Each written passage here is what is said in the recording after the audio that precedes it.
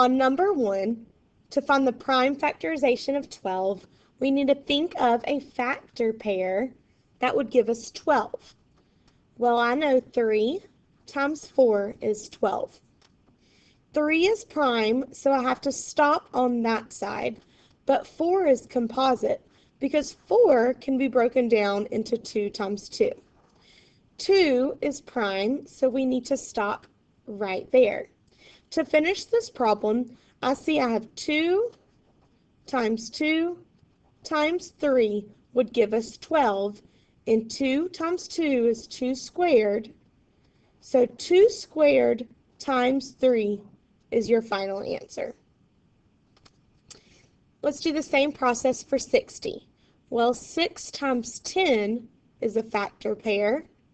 6 is 2 times 3. Those both have to stop because they're prime. And 10 can be factored by 2 and 5. Those have to stop because they're prime. So if I list off all of the factors of 2 times 2 times 3 times 5. So that's 2 squared times 3 times 5. That is the prime factorization of 60. Negative 7 compared to 5. Negative 7 is a negative, so it's less than positive 5. Negative 5, negative 3.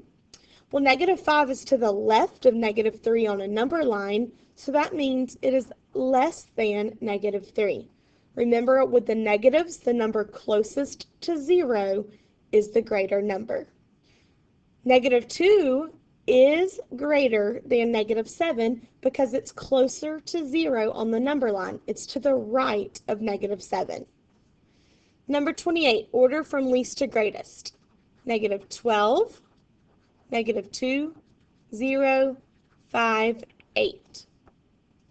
Number 29, we need to write an inequality if Jack weighs less than 50 pounds.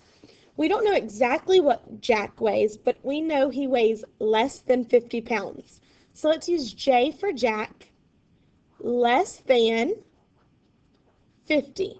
That inequality represents he can weigh any number less than 50.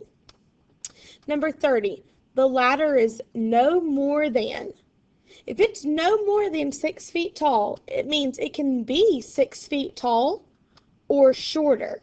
So I'm going to use L for ladder.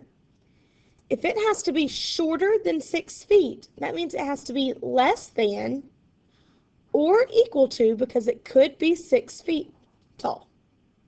The basketball team scored at least 30 points. That means the basketball team scored 33 points or more. So greater than or equal to 33. In the last one, the bake sale raised more than $100. More than would represent greater than 100.